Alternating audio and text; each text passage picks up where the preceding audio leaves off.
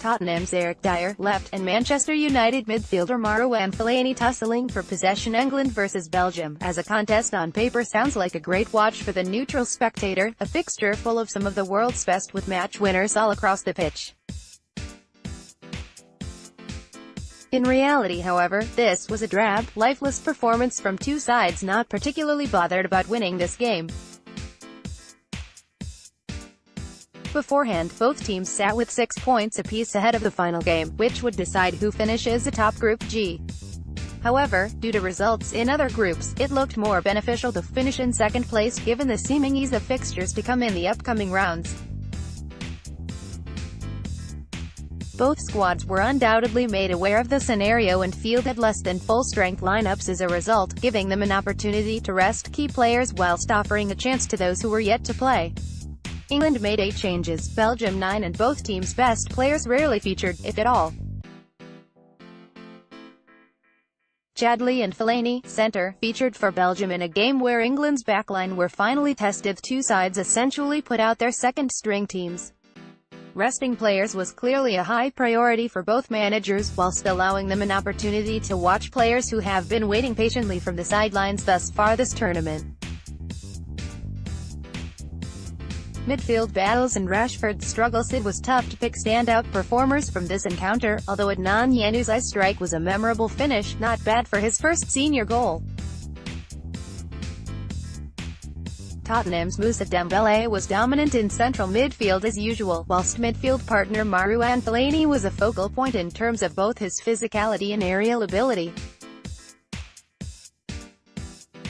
From England's perspective, this game made for underwhelming viewing in truth.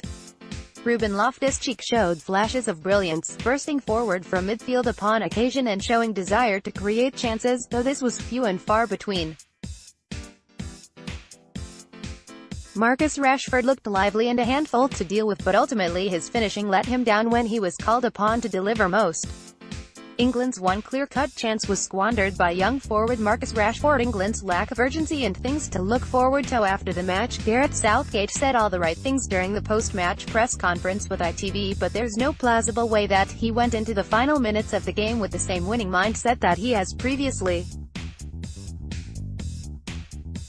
Adnan Januzaj's strike stirred a positive response from England players, but no changes were made on the touchline. Danny Welbeck came on in the last 20 minutes or so, merely to get some minutes under his belt, as opposed to scoring a late equalizer. Harry Kane and Raheem Sterling, for instance, both of whom would have been expected to make instant impacts off the substitutes bench, were left there watching, and it appeared as though England were content to settle for a slender defeat. Kane, on 5 goals for the tournament, was an unused sub despite England needing an equalizer late on. The Belgians appeared that little bit quicker, stronger and sharper throughout the 90 minutes on this occasion. I highly doubt any England players who started here will be back in the starting 11 for their last 16 fixture. On the other hand, Roberto Martinez may have some more selection dilemmas going forward. Their midfield was impressive, but considering the quality of those not involved, you'd assume players including De Bruyne and Eden Hazard would walk back into the starting lineup with relative ease. Overall, this had an exhibition feel to the match from both sides. Belgium will be happy to progress as group winners, a 100% record, and rightfully so.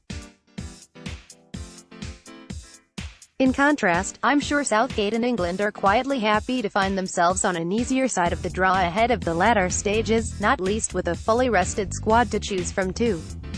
The mediocrity was clear to see across both sides, as neither were keen to press with any real urgency. They didn't need to though.